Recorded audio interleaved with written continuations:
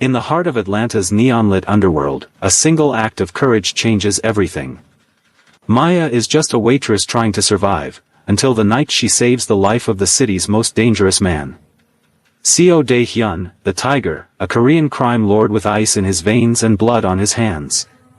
Now she's caught between warring syndicates, impossible choices, and a connection that could destroy them both. When love blooms in the crossfire and her brother's life hangs in the balance, Maya must decide, run from the chaos, or stand and fight alongside the monster who's learning to be human. This is The Waitress and the Warlord. Hit that subscribe button and let's dive into this story. The gun came through the door at 2:47 a.m. Maya saw it before she saw the man, black steel catching the diner's fluorescent lights as the door chimed. Her hands were full, 2 plates of hash browns balanced against her forearm, coffee pot in her right hand.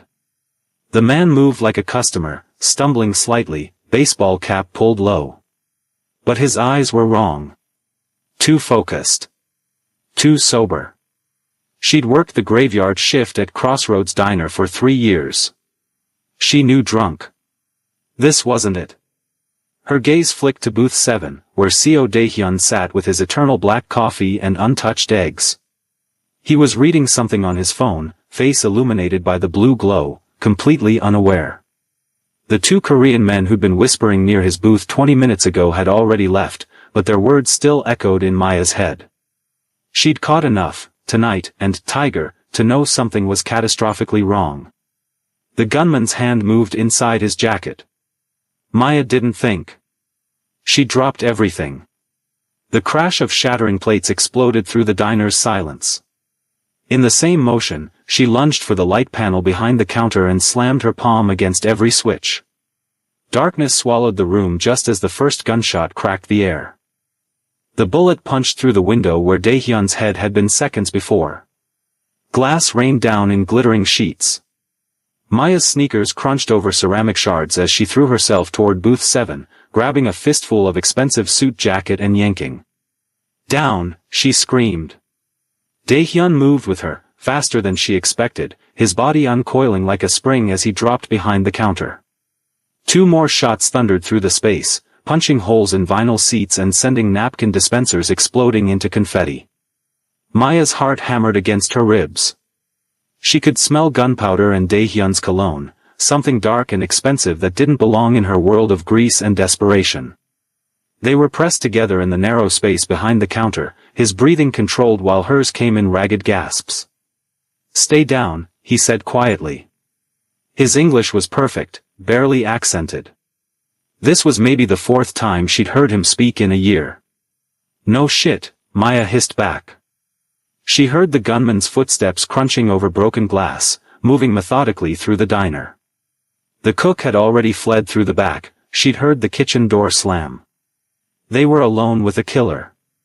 Dae-hyun's hand moved inside his jacket. When it emerged, he held a gun that looked like it cost more than her car. The sight of it should have terrified her.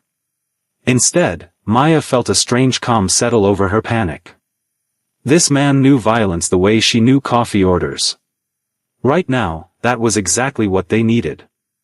"How many?" he whispered. "1. I think." "You think?"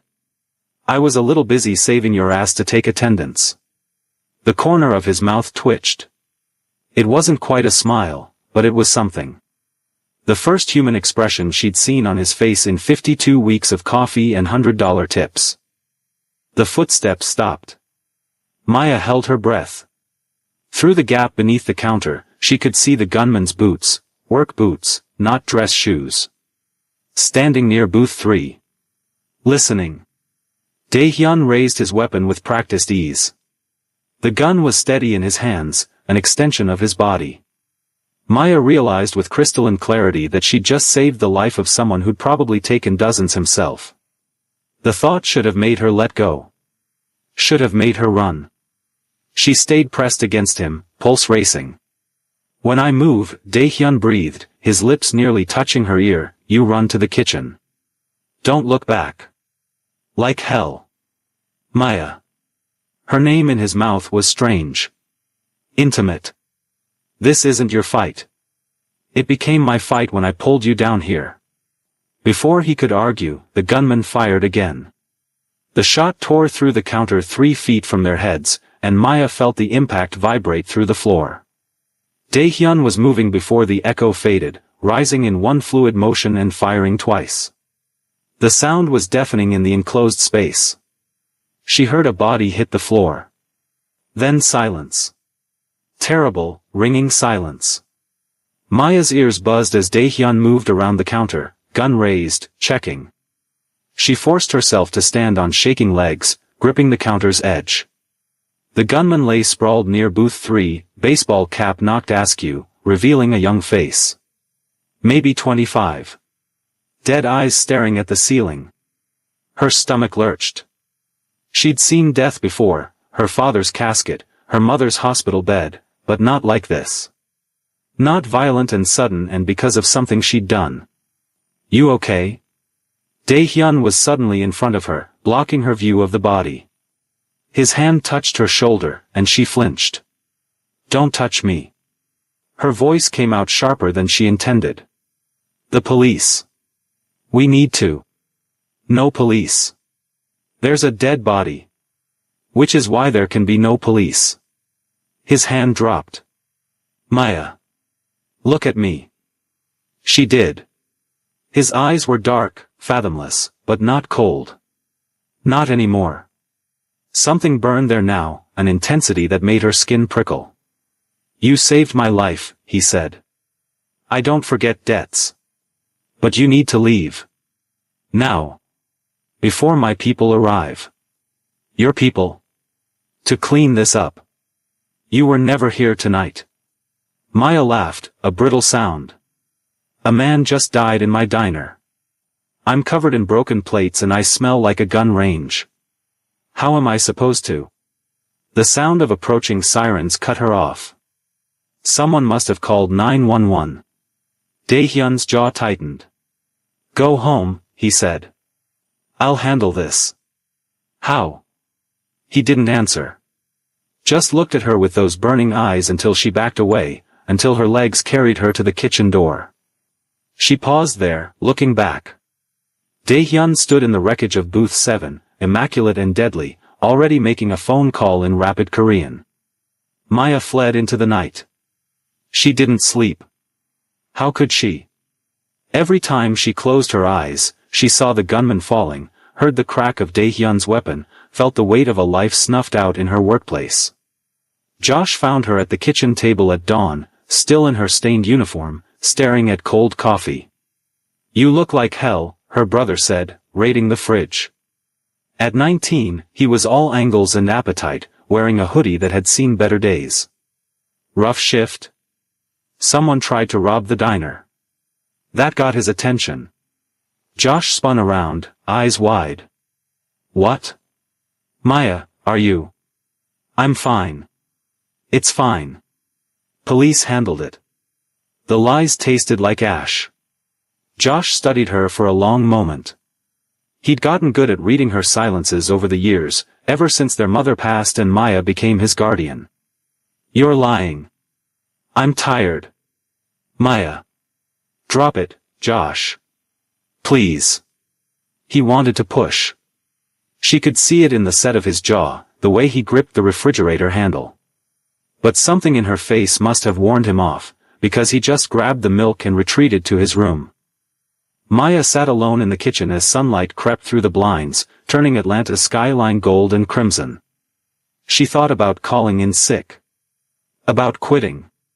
About taking Josh and moving to another city where Korean crime lords didn't drink coffee at 2 a.m. and leave $100 tips. She thought about a lot of things. Then a black car pulled up outside her apartment. Maya watched from the window as a man in a suit emerged, not Dae-hyun, someone broader, older, with silver threading his dark hair. He looked up at her building like he knew exactly which window she stood behind. Her blood turned to ice. The knock came 30 seconds later. "Don't answer it," Josh called from his room. Maya was already moving. She grabbed the baseball bat they kept by the door, her father's, old Louisville slugger with his initials carved in the handle, and positioned herself to the side. Who is it? Miss Collins. The voice was accented but clear. Mr. CO sent me. He wishes to speak with you. Tell Mr. CO I'm busy. He anticipated you might say that. He asked me to inform you that you're in danger. The men who attacked last night know you interfered. Maya's grip tightened on the bat. Then I'll call the police. And tell them what? That you witnessed a gang execution? That you're connected to CO Daehyun? A pause. Miss Collins. I have a daughter your age. If she were in your position, I'd want her to make the smart choice. Mr. CO is offering protection. I suggest you take it. Josh emerged from his room, phone in hand. I'm calling 911. No. Maya lowered the bat. It's okay. Maya, what the hell is going on? She looked at her brother, too young to be caught in this, too good for the world that had just crashed into their lives. She thought about the gunman's dead eyes. About Daehyun saying, "You're in danger now, stay here," she told Josh. Lock the door behind me. If I'm not back in 2 hours, call this number. She scribbled Detective Morrison's card number on a notepad, a guy who'd investigated their apartment break-in last year. Tell him everything. Maya. 2 hours, Josh. Promise me. He promised, looking scared. She kissed his forehead like their mother used to, grabbed her jacket, and opened the door. The man in the suit bowed slightly. My name is Park. Please, come with me. The car was expensive, leather seats and tinted windows that made the world outside look like a film noir. Park drove in silence through Atlanta's waking streets, past the touristy spots to the neighborhoods where money lived behind iron gates and security systems. They pulled up to a building that looked more like a fortress than an apartment complex. Maya was escorted through a lobby that smelled like expensive candles and old money, into an elevator with mirrors that showed her exactly how out of place she looked. Wrinkled uniform. No makeup. Hair pulled back in a messy bun. The elevator opened directly into a penthouse. Daehyun stood by floor-to-ceiling windows overlooking the city, hands in his pockets, wearing different clothes than last night, dark slacks and a white shirt, sleeves rolled to his elbows. He looked like he'd slept 8 hours and meditated. You can go, Park, he said without turning around. The elevator doors closed behind Maya with a soft chime. She was alone with him 30 stories above the world. Nice place, she said, voice dripping sarcasm. Real humble. He turned to face her. In the morning light, she could see details she'd missed in the diner's darkness, the scar along his left eyebrow, the weariness around his eyes that no amount of sleep would fix, the way he moved like violence was always one breath away. Thank you for coming. Did I have a choice? No. His honesty was almost refreshing. But I'm grateful anyway. Maya crossed her arms. Your guy Park said I'm in danger. Is that true, or just a convenient way to get me here? Both.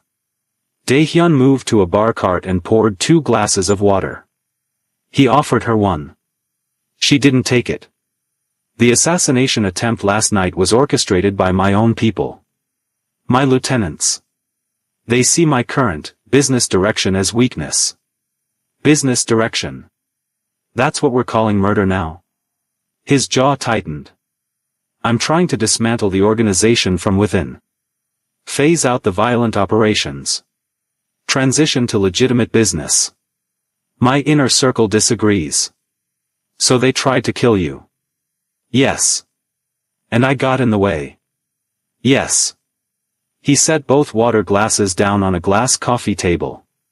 Which means they now see you as either my ally or a witness. Either way, you're a liability they'll want to eliminate.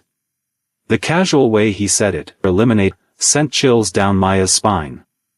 So what am I supposed to do? Hide in your fortress? Become your prisoner?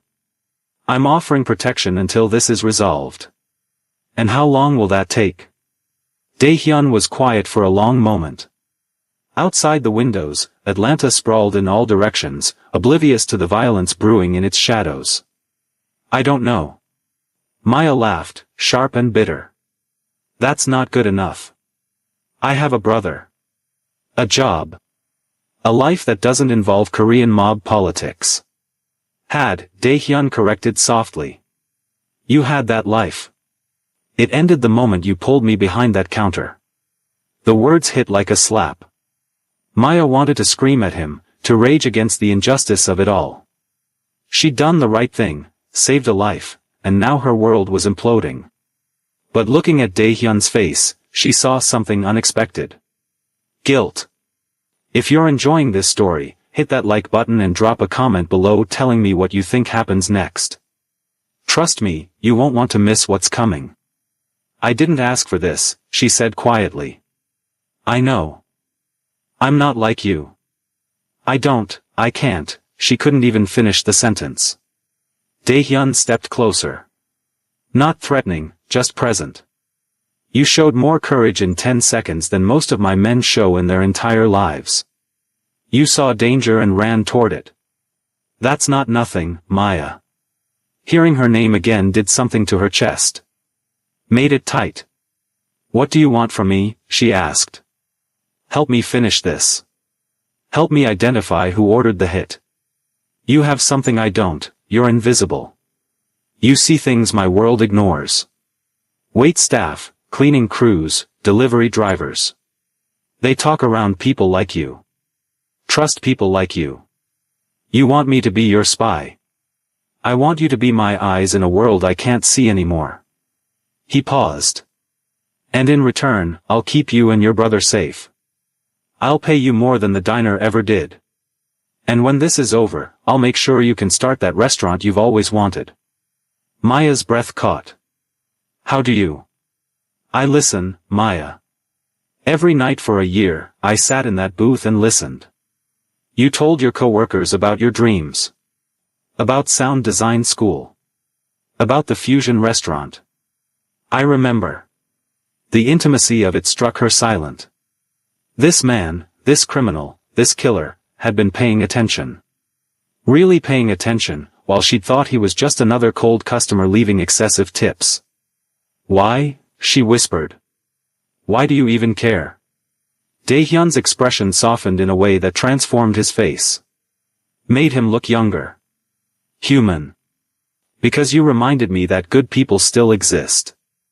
That someone could serve coffee with kindness even at 2 a.m. to someone like me.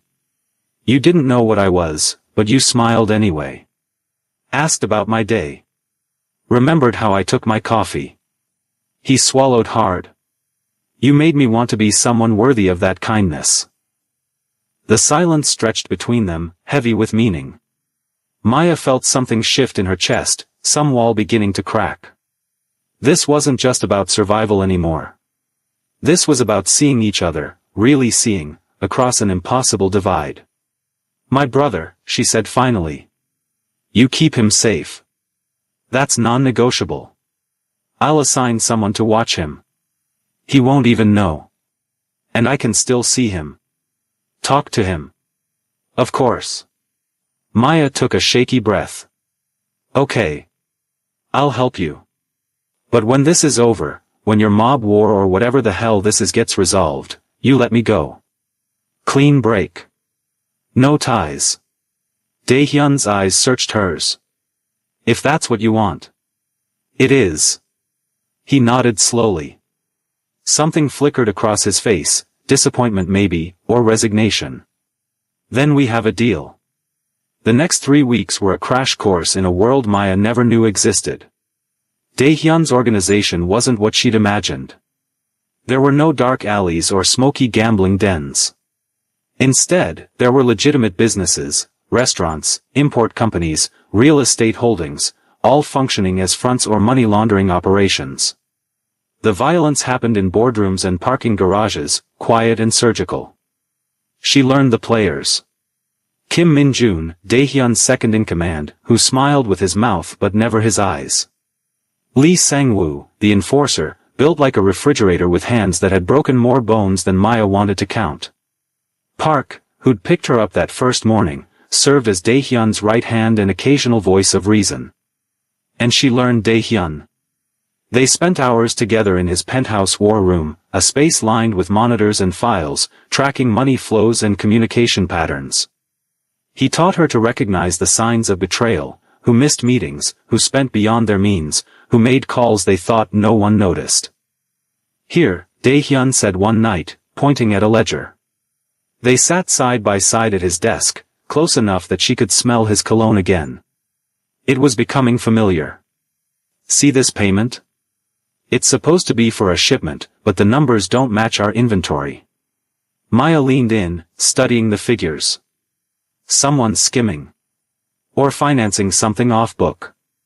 His finger traced down the column. This pattern repeats every month. Small amounts, but consistent. You think it's funding the coup? Maybe. He sat back, rubbing his eyes. It was past midnight. They'd been at this for 6 hours. I need to know who's receiving these payments. I could ask around. Some of the restaurant staff might. No. Too dangerous. Dae-hyun, that's literally why I'm here. He turned to look at her, and the exhaustion on his face made him look vulnerable. I know. But every time I send you out there, I worry. The admission hung between them. Maya felt her pulse quicken. I can take care of myself. I know that too. Doesn't make me worry less. They stared at each other in the dim light of the monitors. Maya was acutely aware of how close they were sitting, how easy it would be to lean those few inches in. She stood abruptly. I should go. Josh is expecting me to call. Dae-hyun nodded, but something in his expression looked pained. Of course. Park will drive you. But as Maya headed for the elevator, his voice stopped her. Maya. She turned. Be careful tomorrow. The restaurant on Peachtree, the staff there are loyal to Min-jun. They might not be friendly. Noted. And Maya? He stood now, hands in his pockets, looking more uncertain than she'd ever seen him. Thank you. For doing this. I know it's not. Yeah, she interrupted, unable to hear him thank her again. Unable to acknowledge the growing warmth in her chest when he did. See you tomorrow. The elevator doors closed on his face, and Maya sagged against the mirrored wall. What was she doing? This man had killed people. Ran a criminal empire. Represented everything she should run from. But when he looked at her with those dark eyes, when he said her name like it mattered, when he worried about her safety, she was in so much trouble. The trouble got worse when Josh confronted her 2 days later. You're working for him, aren't you? Her brother stood in the kitchen, arms crossed, looking older than 19. That Korean guy from the diner. The one everyone says is Yakuza or whatever. He's not Yakuza. That's Japanese. Don't dodge, Maya. I've seen the car. The guy watching our building. I'm not stupid. Maya set down her coffee mug carefully. It's temporary. Temporary? You've barely been home in 3 weeks. You think I don't notice when my sister becomes a ghost? I'm keeping you safe. From what? Josh's voice rose. What did you do, Maya? She wanted to tell him everything. Wanted to explain about the gunman and the assassination and the impossible choice she'd made. But the words stuck in her throat. How could she make him understand? I saved someone's life, she said finally. And now people are angry about it. This is just until things cool down. You saved him. The mob boss. He's not, she stopped. It's complicated, Josh. Then uncomplicate it. Walk away. I can't. Why not? Her brother moved closer, and she saw fear in his eyes. Real fear. Maya, you're scaring me. This isn't you. You don't get involved in this kind of. What choice did I have? The words burst out of her. Let him die. Let them kill me for witnessing it. Let them come after you. Josh went pale. After me? Maya closed her eyes. She'd said too much. It's handled. Dae-hyun has people watching. You're safe. Dae-hyun. You're on a first-name basis now. The judgment in his voice stung. It's not like that. What's it like then? Maya didn't have an answer. Or rather, she had one she couldn't admit. Because the truth was, somewhere between the late-night strategy sessions and the quiet moments when Dae-hyun let his guard down, somewhere between his worry for her safety and the way he listened when she talked about her dreams, she'd started to care about him. Not despite what he was, but because of who he was trying to become. I'm handling it, she told Josh. Just trust me. Her brother looked at her for a long moment, then shook his head. I hope you know what you're doing. He left for class, and Maya sat alone in the kitchen, wondering the same thing. The answer came faster than she expected. 3 days later, Maya was working the lunch shift at one of Dae-hyun's front restaurants, upscale Korean barbecue place on Peachtree where she'd been placed as a new hire to observe. She was clearing a table near the back when she overheard two men speaking in low voices. One was Kim Min-jun. The other she didn't recognize. Next week, Min-jun was saying. The shipment comes in through the port. Once we control that, we control everything.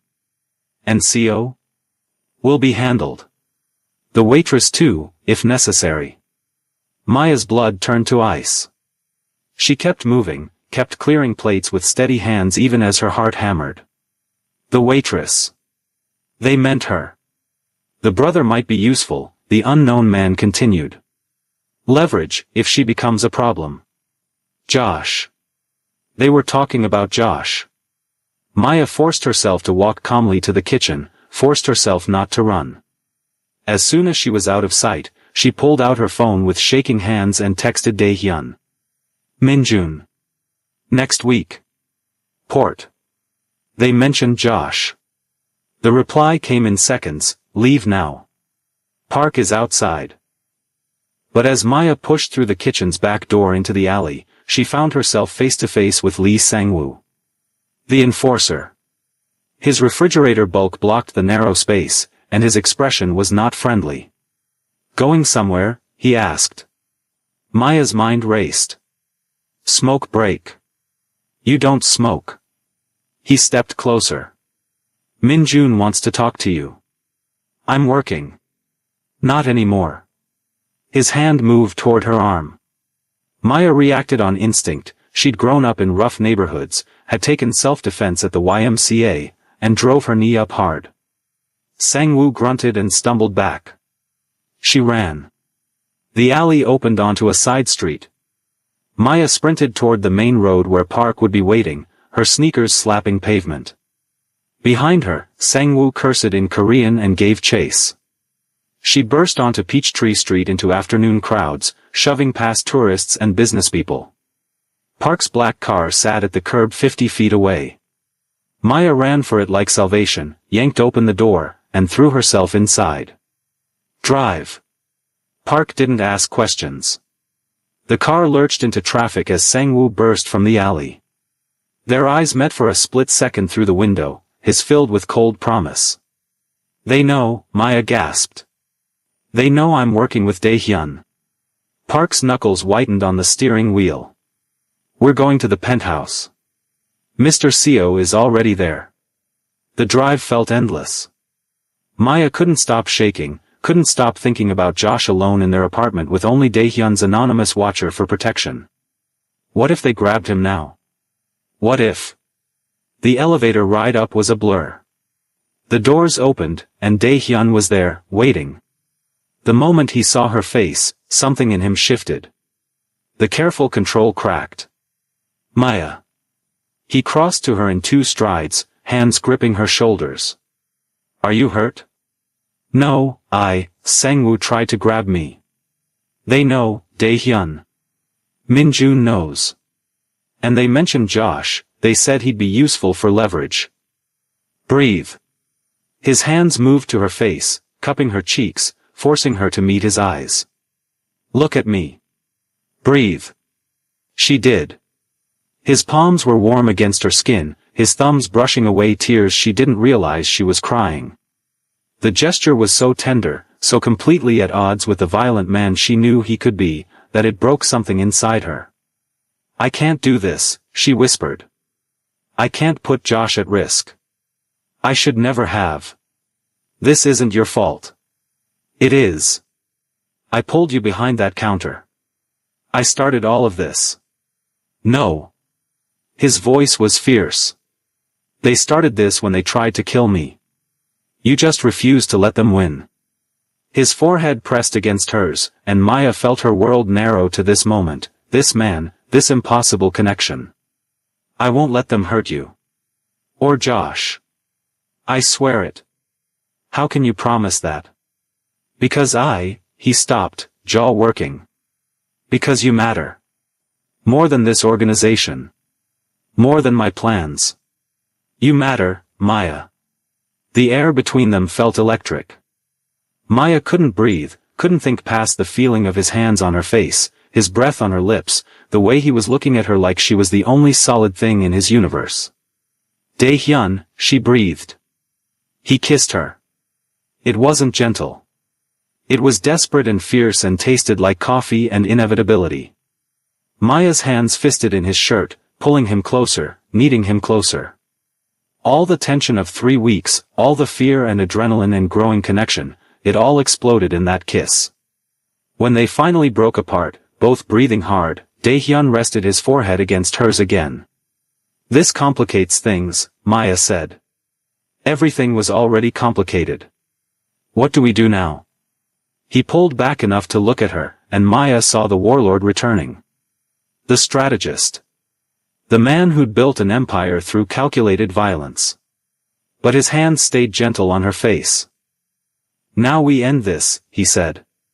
"Min-jun wants a war. We'll give him one. But first, we get Josh somewhere safe." "Where?" "I have a place.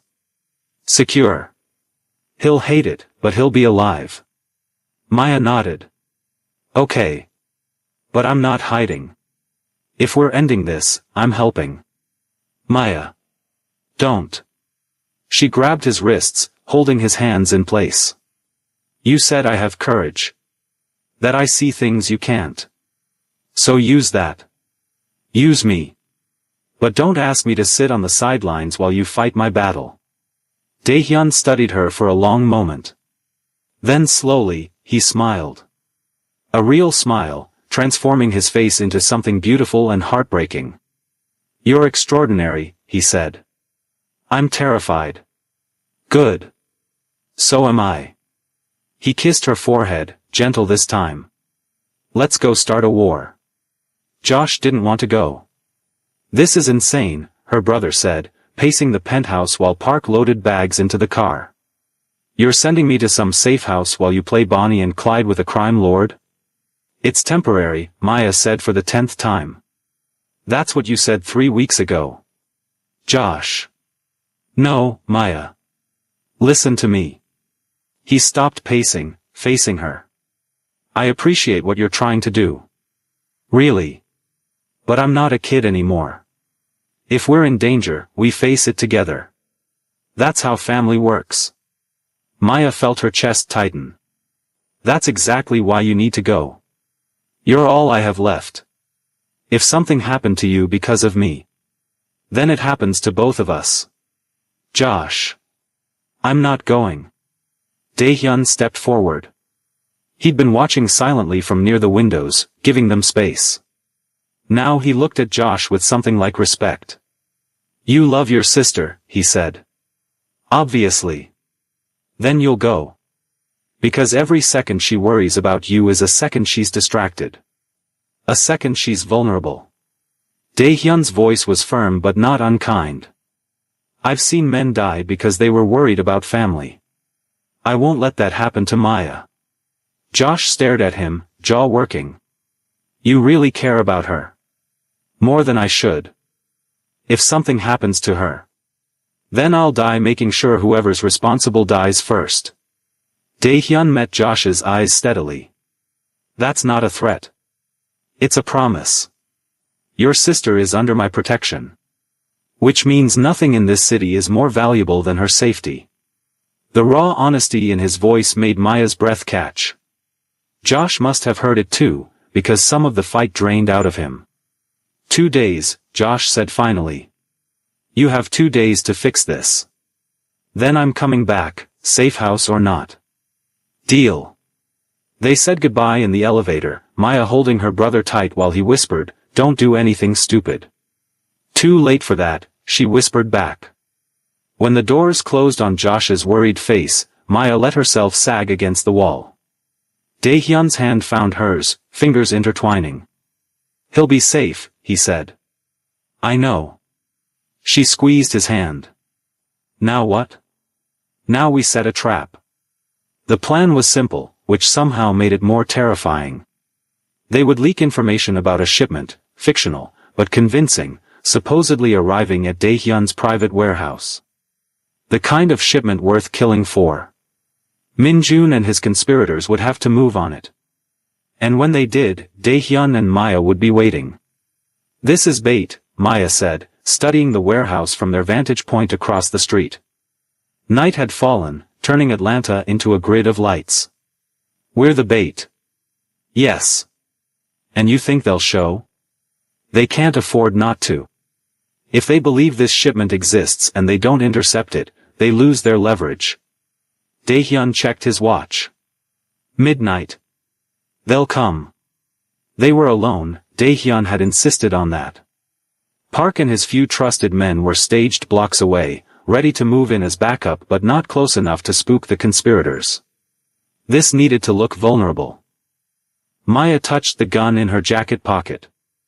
Dae-hyun had taught her to shoot over the past week, hours at a private range where she learned to breathe through the recoil and keep her hands steady. She wasn't good, but she wasn't helpless either. "If this goes wrong," she started. "It won't. But if it does, you get out. You run." Dae-hyun turned to look at her, and in the darkness, his eyes were liquid. "I'm not leaving you, Maya." "Dae-hyun. I spent 15 years building an empire of violence.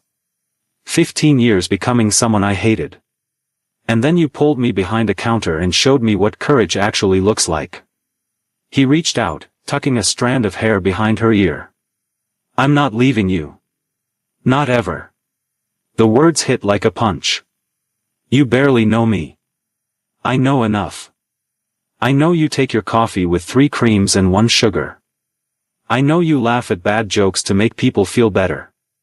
I know you have 17 different playlists on your phone for different moods. I know you wanted to study sound design but gave it up to take care of Josh. I know you hum when you're concentrating and you're terrible at poker but you'd never admit it." He cupped her face, thumb brushing her cheekbone. "I know you make me want to be better than what I am." Maya's eyes burned. This is a really bad time for a love confession. Is that what this is? She kissed him instead of answering, and for a moment, one perfect, stolen moment, there was no war, no danger, no impossible divide between their worlds. Just 2 people finding each other in the dark. Car headlights broke them apart. 3 vehicles pulled up to the warehouse entrance. Expensive cars, tinted windows. Maya's pulse spiked as men emerged. She recognized Min-jun immediately, his polished appearance at odds with the guns his people carried.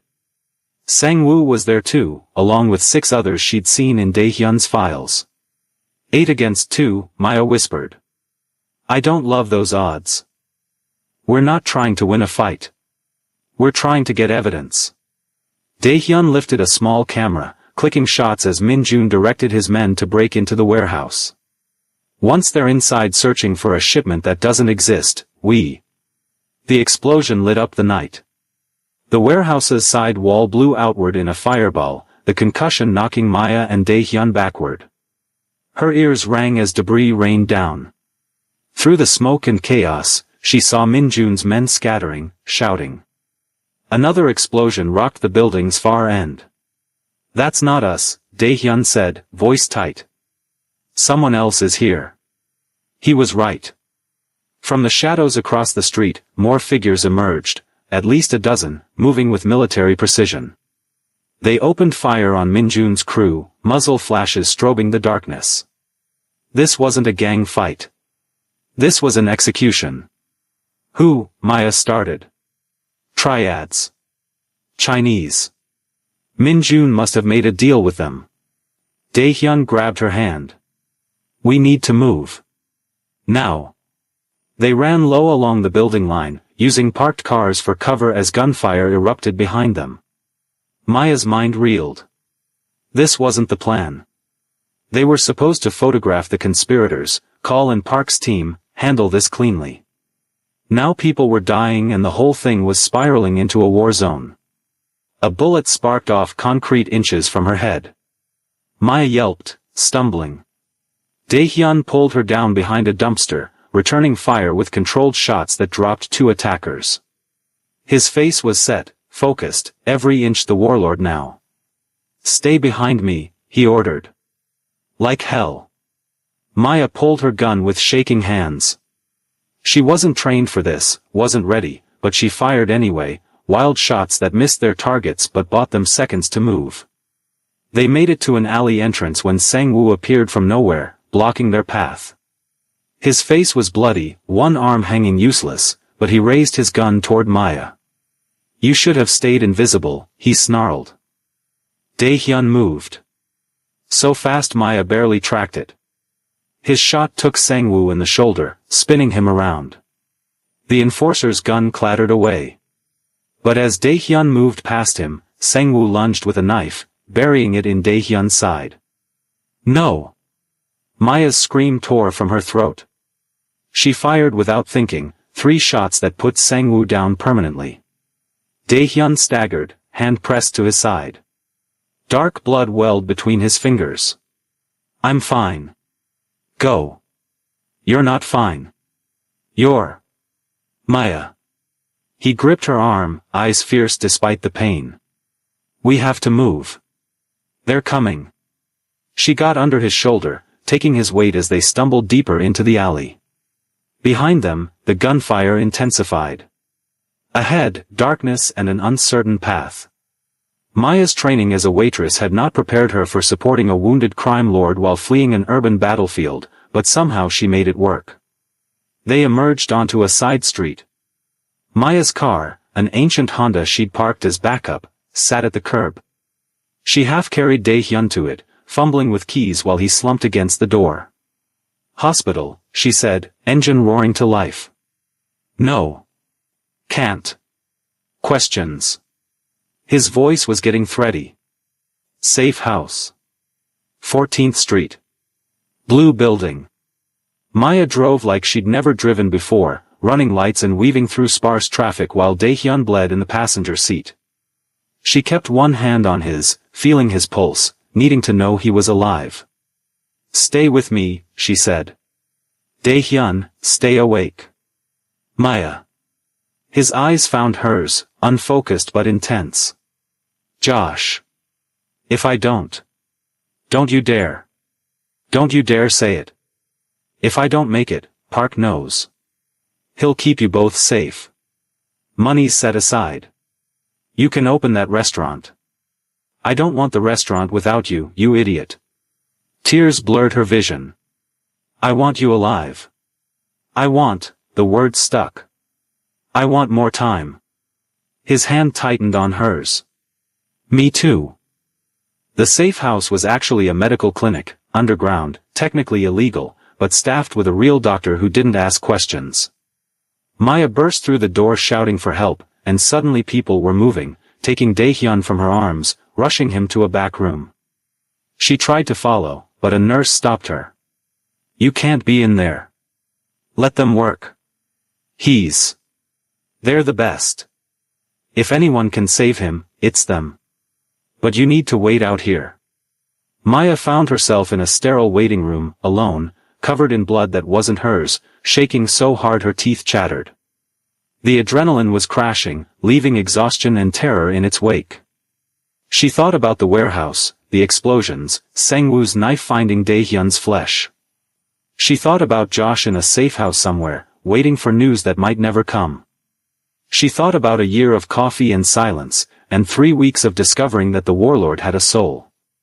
Her phone buzzed. Park. Is he alive? The older man's voice was controlled, but she heard the worry underneath. Surgery. I don't know. Maya's voice cracked. Park, what happened? Who were those other people? Triads. Minjun made a deal, trade Daehyun's territory for their backing. They were supposed to wait until after he was dead, but they got greedy. Moved early. And Minjun? Dead. Most of his crew too. The Triads got what they wanted, chaos in our organization. They'll try to move in now. Maya closed her eyes. So this isn't over. No. But we have something they don't. What's that? You. And Daehyun's plan. The legitimate businesses, the documentation of everything the conspirators did. We can go to the authorities, burn it all down. Start over clean. If he survives. Park was quiet for a moment. He will. He has to. You gave him a reason to live, Miss Collins. That's not something he's had in a very long time. They talked logistics, Josh's location, safe extraction plans, what to do with the evidence they'd gathered. By the time Maya hung up, dawn was breaking outside the clinic's small windows. She'd been waiting 6 hours. The doctor finally emerged, scrub stained but expression calm. He's stable. Lost a lot of blood, but we got the bleeding stopped. The knife missed anything vital. He'll need recovery time, but he should be fine. Maya nearly collapsed with relief. Can I see him? He's sleeping. Probably will be for a while. But yes, you can sit with him. Daehyun looked diminished in the hospital bed, for lines running to his arm, bandages wrapping his torso. But his chest rose and fell steadily, and when Maya took his hand, his fingers twitched in response. She sat beside him as morning light filled the room, holding his hand, feeling the steady proof of his pulse. Alive. They were both alive. You scared me, she whispered to his sleeping form. Don't do that again. Hours passed. Maya dozed fitfully in the chair, jerking awake at every sound. Nurses came and went, checking vitals, adjusting medications. Outside, Atlanta woke up, traffic sounds, sirens, the normal chaos of the city completely unaware that its underworld had just torn itself apart. When Daehyun finally opened his eyes, it was late afternoon. His gaze found her immediately, and something in his expression softened. You're still here, he said, voice rough. Where else would I be? Safe. Far away from me. Maya leaned forward, still holding his hand. I think we're past that point, don't you? A ghost of a smile crossed his face. Past the point of safety or past the point of leaving? Both. He lifted his free hand to her face, and she leaned into the touch. Maya, I don't. She pressed her fingers to his lips. Don't say something final. This isn't over yet. What if I want to say it anyway? Then wait. Wait until we've finished this. Wait until Josh is home and the triads are handled and you've actually built something legitimate. Then, she swallowed hard. Then tell me. Tell you that I love you. The words hung between them, raw and honest and terrifying. Maya felt tears spill over, but she was smiling too. Yeah, she whispered. That. He pulled her down gently, and she was careful of his injuries as she kissed him. It was soft this time, full of promise instead of desperation. A kiss that tasted like tomorrow. I'm going to build that legitimate empire, Daehyun said when they parted. Going to tear down everything dirty I created and build something clean. Something worthy of you. Don't do it for me. Do it for you. What if I can't separate the two anymore? Maya didn't have an answer for that. So she just held his hand and watched him drift back to sleep, and thought about impossible things becoming possible. 3 weeks later, Maya stood in front of a food truck with a hand-painted sign, Tiger's Den, Korean Soul Fusion. The truck was small but perfect, red and gold paint, a tiger roaring across one side, her mother's favorite quote along the other, _feed the body, feed the soul, inside, she could already smell the test batch of kimchi fried rice with collard greens, bulgogi tacos with peach salsa, sweet potato japchae. Dae-hyun leaned against a nearby lamppost, watching. He'd been released from medical care a week ago, still moving carefully but alive. Gloriously, stubbornly alive. Behind him, Park stood at a respectful distance, always watching, always protecting. "You really did it," Maya said, turning to face him. "The truck, the permits, everything. I promised you a restaurant." This seemed like a good start. "Dae-hyun, her voice broke. "It's perfect." He moved to her, careful of his healing wound, and wrapped his arms around her waist. "You're perfect. This is just a truck. A truck you bought with legitimate money from legitimate businesses. Getting there." He kissed her temple. "The triads backed off when we turned over Min-jun's files to the FBI. They didn't want that kind of attention. Most of my old operations are dissolved or being transferred to legal ownership. It's slow, but it's happening. And you? I'm becoming someone who deserves to eat at your food truck." Maya laughed, the sound bright in the afternoon air. They were in West End, the neighborhood she'd grown up in, where people knew her name and her mother's cooking. Where starting over felt possible. Josh emerged from the truck holding 2 plates. "Okay, big sister. You need to taste this before we open. I added extra gochujang to the salsa like you said." Her brother had thrown himself into the food truck project with surprising enthusiasm, once he'd stopped being terrified. He and Dae-hyun had formed an unlikely friendship, bonding over their shared desire to keep Maya safe and fed. The 3 of them sat on the curb, eating fusion food that shouldn't work but somehow did, Korean heat meeting Southern soul, creating something entirely new. People walking past stopped to stare, drawn by the smells and the sight of the tiger truck. "Grand opening is tomorrow," Josh said around a mouthful of bulgogi. "You nervous?" "Terrified," Maya admitted. "Good. That means you care." Dae-hyun's hand found hers, fingers intertwining like they'd done it 1,000 times before. "But you'll be amazing." "We'll be amazing," she corrected. "This is ours now. Yours, mine, Josh's. A team. A family," Josh added quietly. Dae-hyun went still beside her. Maya knew what that word meant to him. He'd told her about growing up alone, being recruited young into the organization, never knowing what family actually felt like. She squeezed his hand. "Yeah," Dae-hyun said finally, voice rough with emotion. "A family." They sat together as the sun set over Atlanta, painting the sky in golds and crimsons. Around them, the city hummed, police sirens in the distance, music from open windows, the eternal pulse of life continuing despite violence and chaos and impossible love stories. Maya thought about a year ago, serving coffee to a silent stranger. She thought about the moment she chose to pull him to safety instead of running. Every choice after that had led here, to a food truck named for a warlord trying to find redemption, to a love that shouldn't exist but did, to a future that was uncertain but bright. "What are you thinking about?" Dae-hyun asked softly. "How one choice changed everything. Regret it?" Maya looked at him, at his scarred eyebrow and careful smile, at the way he held her hand like she was precious, at the man he was becoming because she'd shown him another way. "Not for a second," she said.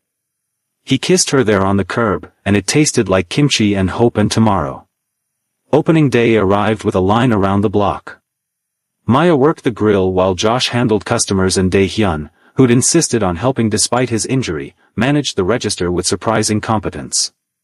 They served fusion food to a fusion crowd, Korean grandmothers arguing with Southern church ladies about the proper way to make kimchi, college students discovering bulgogi tacos, businesspeople grabbing lunch before rushing back to their glass towers.